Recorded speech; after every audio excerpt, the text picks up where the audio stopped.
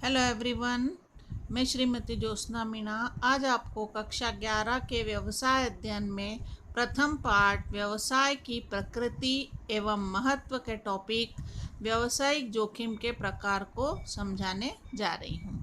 यह आपका video number 12 है जो कि आपकी PDF 3 में डिटेल में दिया हुआ है। इस टॉपिक में देखिए, सबसे पहले व्यावसायिक जोखिम। जैसा कि आप सभी जानते हैं, व्यावसायिक जोखिम से क्या तात्पर्य है। व्यावसायिक जोखिम से तात्पर्य सामान्य अर्थों में हानि होने की संभावना से है।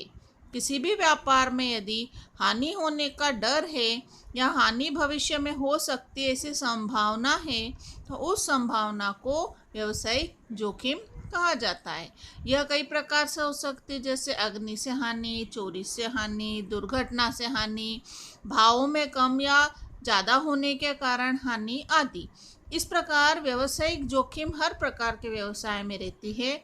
जोखिम या रिस्क के बिना व्यापार या व्यवसाय संभव नहीं है, अतः व्यावसायिक जोखिम व्यापार का अनिवार्य अंग है।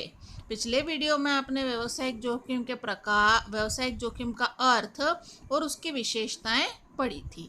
तो आइए अब देखते हैं व्यावसायिक जोखिम कितने प्रकार की हो सकती है। सर्वप्रथम देखिए, शुद्ध जोखिम। शुद्ध जोखिम से आशय उस जोखिम से है जिसमें केवल हानि ही होने की संभावना होती है, लाभ का कोई भी अवसर नहीं होता। यहाँ पर हानि एक बार हो जाती है तो दोबारा उसकी रिकवरी या दोबारा उससे आप बाहर नहीं आ सकते, दोबारा उसकी पूर्ति नहीं हो सकती। इसे शुद्ध जोखिम कहा जाता है। आगे देखते हैं, जैसे इसके उदाहरण है अग्नि से हानि, दुर्घटना से हानि। एक बार यदि माल में आग लग जाए या किसी गोदाम में आग लग जाए तो वो वापस उसकी पूर्ति नहीं हो सकती। दुर्घटना से हानि यदि हो जाए तो वो हानि हानि ही रहती है, बाद में उसकी रिकवरी नहीं हो सकती। इस प्रकार यह शुद्ध जोखिम कहलाती, क्योंकि यहाँ शुद्ध रूप से हानि ही हो सकती है। सट्टात्मक जोखिम। सट्टात्मक जोखिम से आशय हानि या लाभ दोनों होने की संभावना से है। यदि जोखिम अर्थात कम या अधिक दोनों होने की संभावना से है, मूल्य कम भी हो सकता है, अधिक भी हो सकता है, नुकसान भी हो सकता है या फायदा भी हो सकता है। एक बार हुआ नुकसान दोबारा से रिकवर भी हो सकता है, दोबारा से उसकी पूर्ति भी हो सकती है। तो सट्टात्मक जोखिम अर्थात उतार चढ़ाव होने से होने वाले मूल्य परिवर्तन आदि में लाभ हानि की संभावना से है। जैसे बाजार में यदि भावों में परिवर्तन हो जाता है, यदि भाव बढ़ जाते हैं तो व्यापारी को बेचने में फायदा है, खरीदने में नुकसान है। किंतु भाव घट जाते हैं तो ऐसी दशा में उसे बेचने में हानि किंतु खरीदने में फायदा है। तो यहाँ पर भाव यदि बाजार में बढ़ जाते हैं तो व्यापारी फायदे में वस्तु को बेच सकता है, किंतु बाजार भाव अचानक कम हो जाते हैं तो उसकी वस्तु कम भाव में बिकेगी। यहाँ हानि नुकसान या फायदा दोनों होने की संभावना है। इसी प्रकार फैशन में परिवर्तन। व्यापारी यदि पहले से खरीदा हुआ सामान है तो बाजार में फैशन में अचानक परिवर्तन हो जाता है तो ऐसे में उसे नुकसान होने की संभावना रहती है। परंतु यदि पुराना खरीदा हुआ माल अचानक से फैशन आ गई तो यहाँ पर उसमें परिवर्तन से होने वाला फायदा भी हो सकता है। तो यहाँ फैशन में आने जाने वाले परिवर्तनों से व्यापारी के लाभ हानि को जोड़ा जा सकता है। आगे देखिए, बीमा योग्य जोखिम। बीमा योग्य जोखिम से आशय ऐसी जोखिम से है जिसमें बीमा कराया जा सकता है। ऐसी हानि जिसका बीमा हो सकता है उसे बीमा योग्य जोखिम कहा जाता है।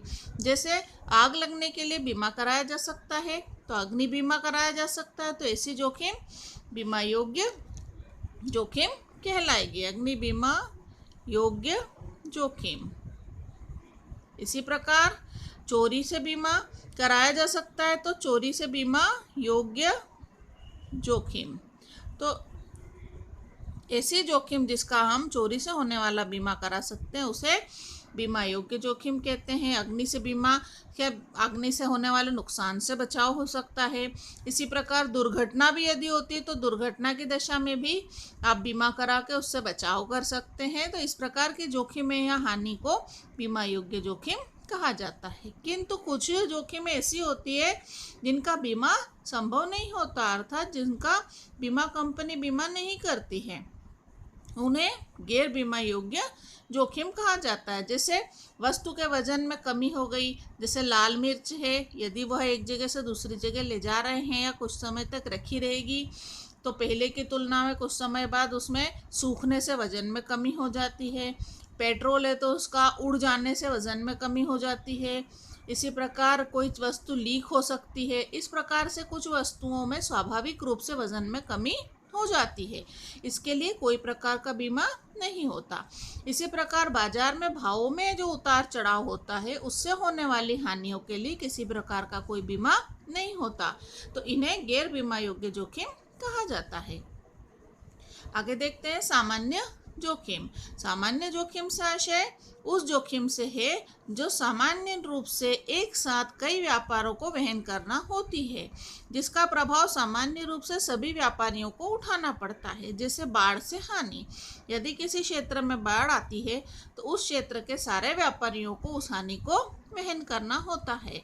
भूकंप से हानि, जैसे गुजरात में भूकंप आया था या जापान में भूकंप आता है तो उस क्षेत्र के कई व्यापारियों को एक साथ उस तरह की हानि को उठाना पड़ता है। आंधी से होने वाली हानि, अकाल से हानि, इस प्रकार की हानियों को उस क्षेत्र के कई लोगों को एक साथ सामान्य रूप से उठाना पड़ता है। इसे सामान्य जोखिम कहा जाता है क्योंकि इसका प्रभाव बड़े वर्ग पर पड़ता है।